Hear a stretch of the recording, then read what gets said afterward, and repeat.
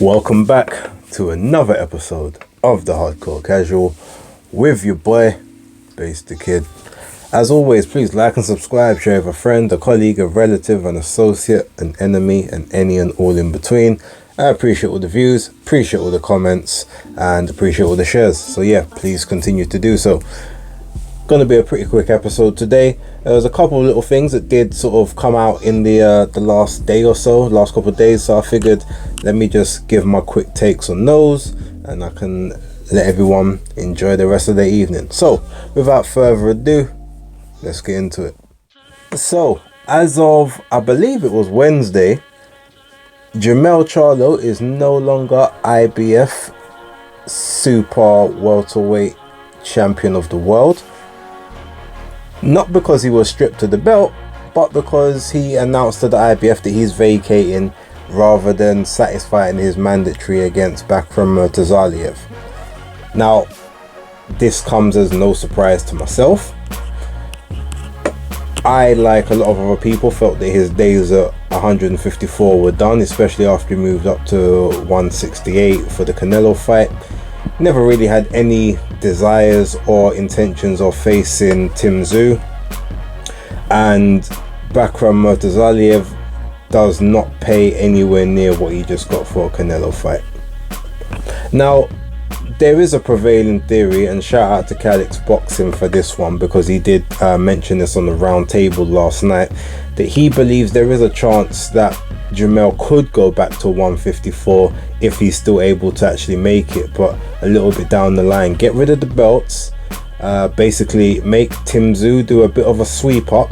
If he can sort of collect all of them, then you sort of take on Tim Tszyu and get all the belts back all at once in a big fight, rather than necessarily having to fight either your mandatories or going back around and belt collecting.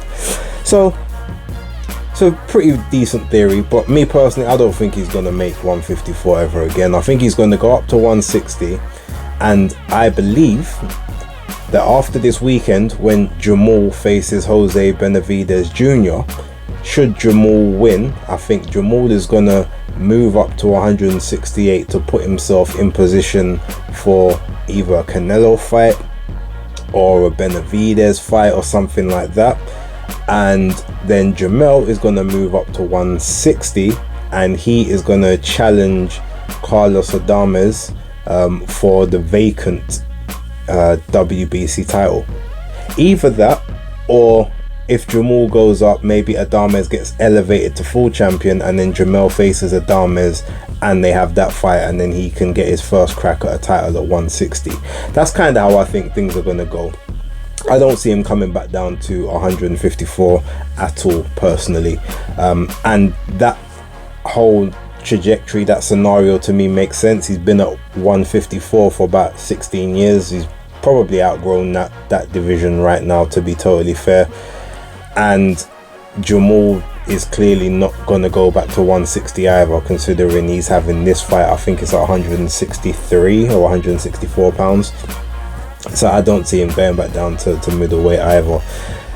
Yeah, ultimately that's what I think on that one. Bakram Murtazaliev hasn't been he hasn't been sort of elevated, to the full champion. I think he was interim, but they are basically going to go through the rankings, and they are going to make a new number one contenders match, so to speak. And I believe that they will be looking at the next possible, or the next highest person in the rankings, or they'll be looking at eliminators to get to that person that will face Bakram Murtazaliev for the title. So he's not going to be elevated like Joran Boots Ennis was. He's actually going to have to fight for the vacant title instead.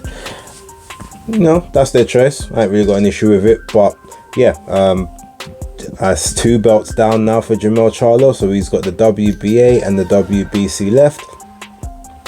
I doubt either of those are going to be demanded of their mandatory anytime soon. They normally have very good relationships with the WBA and the WBC over at the PBC, so he may end up holding on to those ones a while longer and using that as a way to parlay himself into an immediate title shot up at 160. But we'll wait and see. Either way, he's vacated the IBF now, so he definitely wasn't undisputed before this week anymore, according to the the sanctioning bodies, and now he definitely isn't. Just unified. But I guess he would still be considered the consensus number one. Actually, no, technically he wouldn't, because his last fight was at 168. He can't claim that he's a 154 pounder because his last fight was at 168. So yeah, I guess the consensus number one at the moment is Tim Tszyu, and maybe he's the number one emeritus, or the number one in recess. We'll see how it pans out. So it looks like the standoff between Frank Warren and Talksport is continuing. Maybe not as vehemently as before, but he was on the show earlier with Jim White and Simon Jordan and Spencer Oliver, whereby I don't know, it seems like they was arguing two different points at some. It seems like Simon Jordan had one angle he wanted to come at. Frank Warren he wasn't deviating from his point, and ultimately I think Jim White was just there trying to say, no Frank, we agree with you, but can you let us in the door when it comes to Fury Usyk in February, please. I don't really know how to take that whole situation at the moment. I mean, I get obviously standing on your square and, you know, being able to have opinions or whatnot, and I think ultimately what Simon Jordan was saying is that not you, Frank, but you know, it's a situation where you can have an opinion, but then if someone else has an opinion that you don't like, not Frank personally, but someone else, you know, then they can be banned from gaining access to whatever, to an event or whatever. And it's funny because Frank then said, well, I didn't ban anyone. He goes, no, Frank, I know you didn't. I said excluding you. But then in my head, I'm thinking, but I've heard numerous stories about people that have been denied access off of a Frank Warren and Queensberry card over the years because he hasn't liked something that they've said or a question that they've asked. Now, to be fair, that's again in the past. That I don't think that's a recent thing, or not as recent as you know, maybe this year or maybe up until sort of where lockdown was. But I've heard those stories, and I'm sure I'm not the only one. So I think it was a bit funny how I guess Simon Jordan's trying to frame it in the guise of, oh no, I'm not talking about you, Frank, but I am talking in general, and these things are happening. So I'm then thinking, well, who else are you talking about? Because from what I'm aware of, Boxer hasn't, you know, banned anyone from press conferences or stuff. They may not give accreditations to certain people or certain outlets for their shows, but I haven't seen them ban anyone from any of their media events. Matchroom, as far as I'm aware, don't ban anybody, and neither do Wasserman or Hennessy Sports. This is just from the conversations I have. So when I'm looking at it and I say, well, the only person that I've ever heard who's had a history of, you know, getting into altercations with these people or preventing people or corporations or whatever access to their events does seem to be Queensberry. So I was kind of interested in who Simon Jordan was referring to, if it wasn't Frank Warren, and he was, you know, just trying to be going in a roundabout way. But I guess he's obviously trying to protect his bag, as much as he said that he doesn't care about it and his relationships are different, and he wouldn't, you know, he wouldn't compromise his standards or his viewpoints for the sake of his platform. But in saying what he said, I don't know. If someone else has other knowledge, please put it down below and let me know, because again, I don't know everything that goes on. I hear bits and pieces, but that's that. And I was just curious to basically see what if anyone else has information on that I don't, because to me it sounded like he was trying to almost toe the line while still maintain the, oh, I'll give it to you straight, you know, guys that he likes to ride under. But yeah, like I said, if you know, let me know. But that's how I saw it. Oh, a couple days ago, so I heard some information, and while I won't divulge all of it, because this isn't about necessarily, you know, putting someone on blast, one thing that I think has now been made abundantly clear is Anthony Yard is definitely heat-seeking the winner of Buatsi Aziz. I think primarily if it's Buatsi more than Aziz, but I have it on good authority that is going to be his next fight, regardless, or at least from his side, he's pushing extremely hard to make that his next fight. And from what I'm hearing, he doesn't care if it's on TNT or if it's on Sky Sports. He's I think he's made it. This is from what I'm hearing, and there's reasons behind how I think this is his next fight. But yeah, that's what he wants, and and he's basically saying he doesn't want any roadblocks being put in the way from his side. And yeah, if the rumors and the stuff that I've heard, well, I can't even say rumors, like I've heard things that have come direct from his camp or people in his camp, various sources. And yeah, some of the information I've heard tells me that he's definitely serious about that fight. And to be totally fair, I've criticized Yard's career quite heavily in the past, being that I just don't know where he ranks, because there's been a lot of knockover jobs and then jumping up to world level and getting found out and then coming back down to knockover jobs. But if he does obviously go for that Buatsi Aziz winner, then I can definitely, if he was to win that fight, I can definitely quantify where he is. He is definitely at the bare minimum European to fringe world level, because Aziz obviously was European champion. If Buatsi beats Aziz, then he's beat a former European champion, British Commonwealth and all that other stuff. And so Anthony Yard will be able to definitely be in that category to the fringe, and then that gives him the building blocks to then go back up to that world level and possibly win after that undisputed fight and those belts start to get fragmented.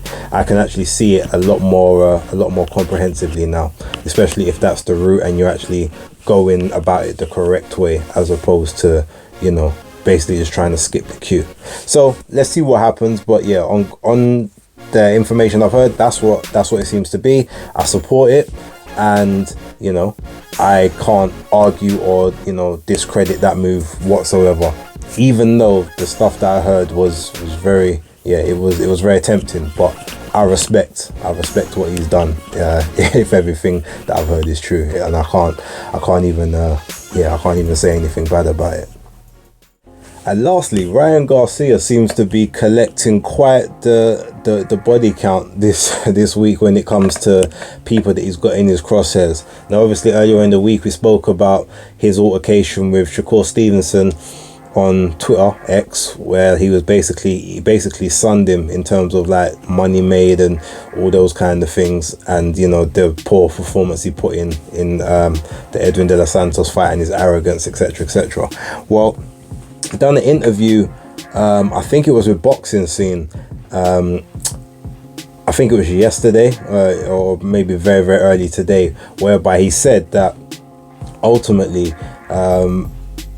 if he wants that Tank fight, the Tank rematch, he'll get it, because Tank don't sell pay-per-views. Like, basically he needed him to prop Tank up, and if it wasn't for him, Tank would have never done the numbers that they did.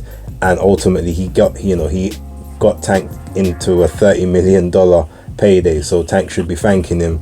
And if he wants the rematch, he can get that, because Tank can't make money with anyone else other than him.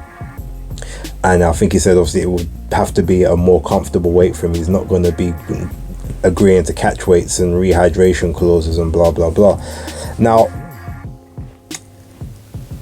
the funny thing is, as much as I don't particularly like Ryan Garcia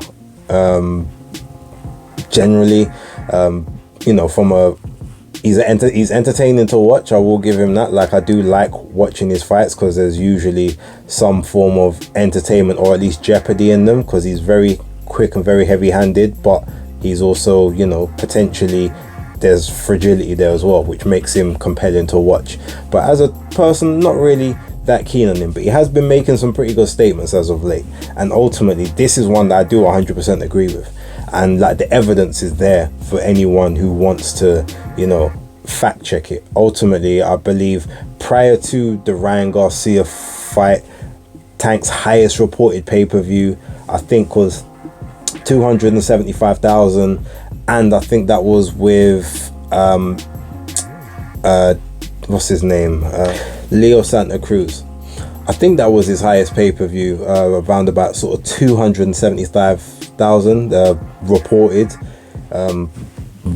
I've heard it's actually the highest one is closer to sort of 225, but I think the Leo Santa Cruz one was the highest rated thus far, out of all of his pay-per-views.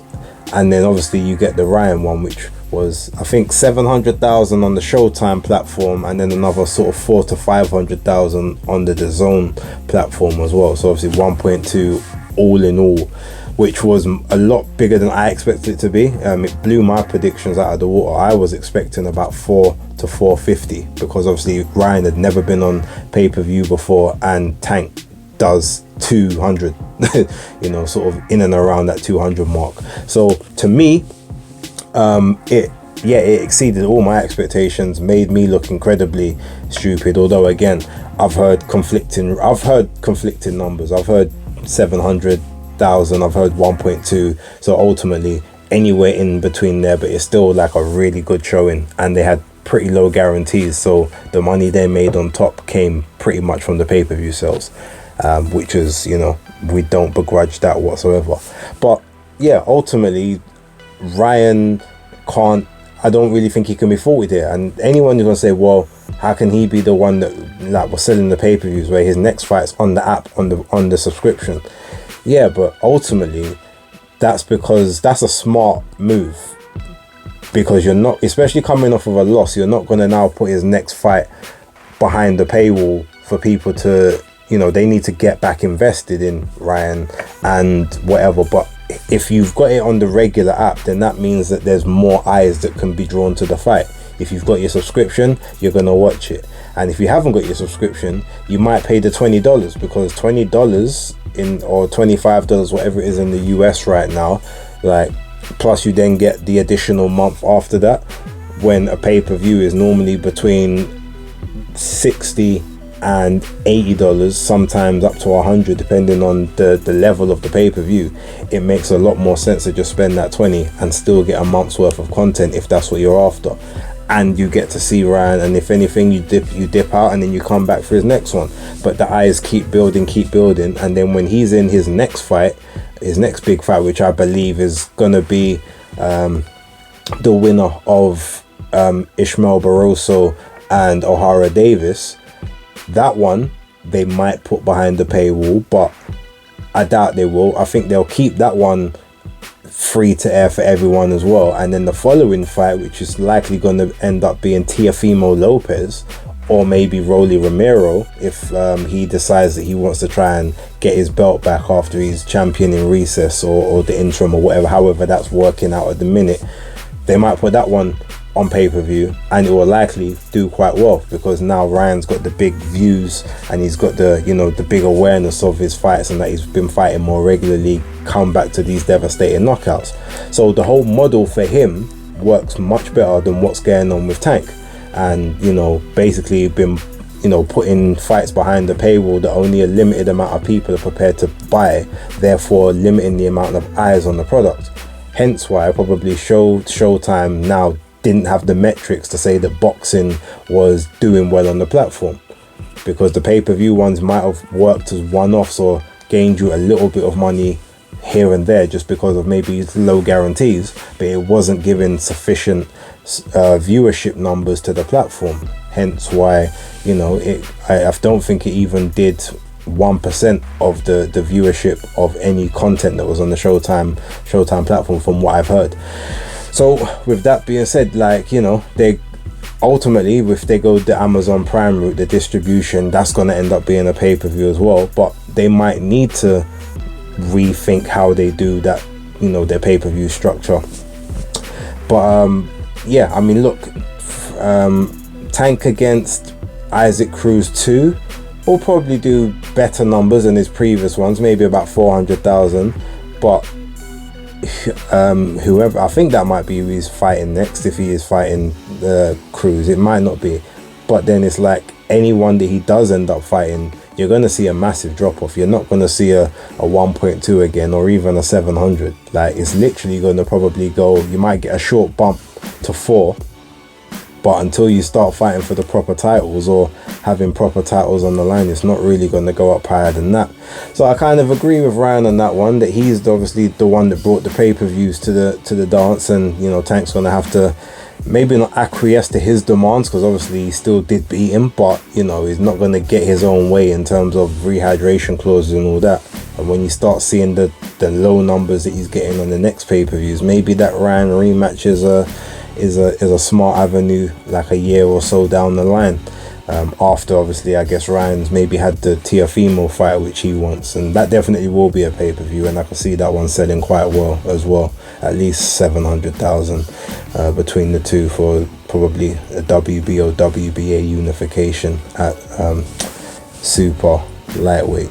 But yeah, we'll wait and see. It's a bit down the road, so it's not really something we can necessarily predict right now, but be interesting to find out anyway. Leave your comments down below, let me know what you think of that, and I guess I will leave it there. So enjoy the rest of the evening. Thank you very much for your time, and as always, it was a Hardcore Casual out.